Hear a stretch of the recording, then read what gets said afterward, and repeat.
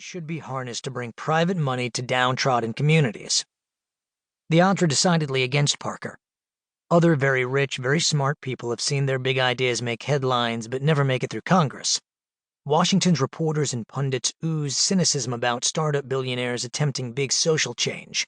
Underscoring the skepticism of his peers, Parker once joked publicly that his friend and one-time business partner, Peter Thiel, founder of PayPal and Palantir Technologies and the first outside investor in Facebook, bet him $1 million he couldn't get the bill passed.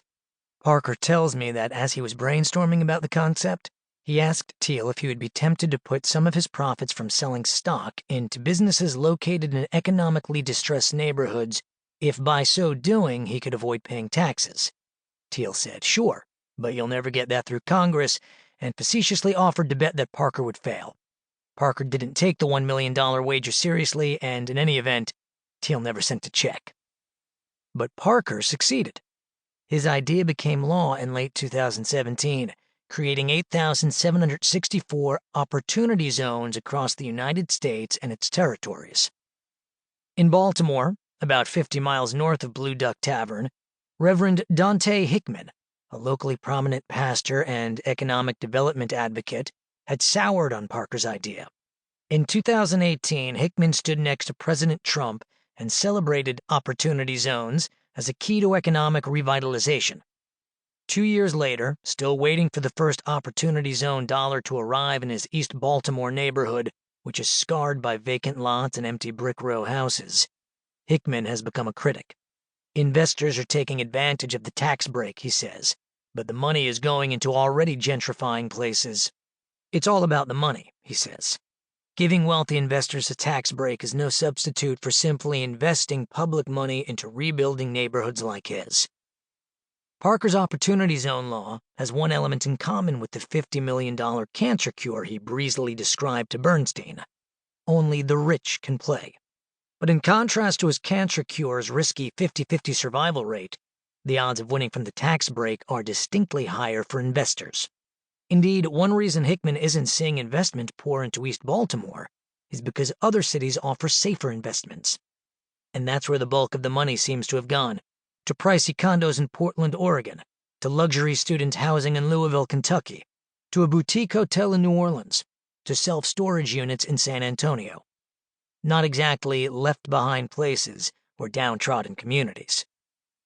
Opportunity zones got traction in part because they were styled as a solution to 21st century America's increasingly severe problem of economic inequality, a phenomenon exacerbated by the uneven recovery from the 2008 global financial crisis and by the COVID-19 pandemic. Some people and places are doing very well, but many are not, and the gulf between them is growing. Opportunity zones are a peculiarly American solution to the problem, one that reflects an antipathy toward raising taxes to support big government investment. In the United States, taxes at all levels of government account for about 24% of gross domestic product, GDP, well below the 34% average of developed countries, according to the Organization for Economic Cooperation and Development. The go-to solution for every economic problem when Republicans are in power is a tax cut. Tax cuts are essentially attempts to bribe the richest Americans to move their money to whatever place, business, activity, or charity is popular with politicians at the time. They allow politicians to brag they've done something worthwhile and simultaneously win the gratitude of the, almost always, rich constituents who enjoy the savings. And because many Americans think a tax cut costs the government less than an equivalent expenditure, elected officials usually avoid political fallout. The problem is that tax savings for the rich always materialize. The promised benefits to the left behind don't always show up. When I first heard about opportunity zones, or OZs, sometimes pronounced Oz like the wizard, and occasionally called ozones, I was intrigued. OZs were stealthily inserted in 6 pages of the 185-page Tax Cuts and Jobs Act of 2017, largely thanks to the determination of Sean Parker's chief congressional ally, Republican Tim Scott of South Carolina, the first black man to be elected to the U.S. Senate from the South since Reconstruction. I wondered how a political novice like Parker had taken his dream from conception to Donald Trump's signature in less than 5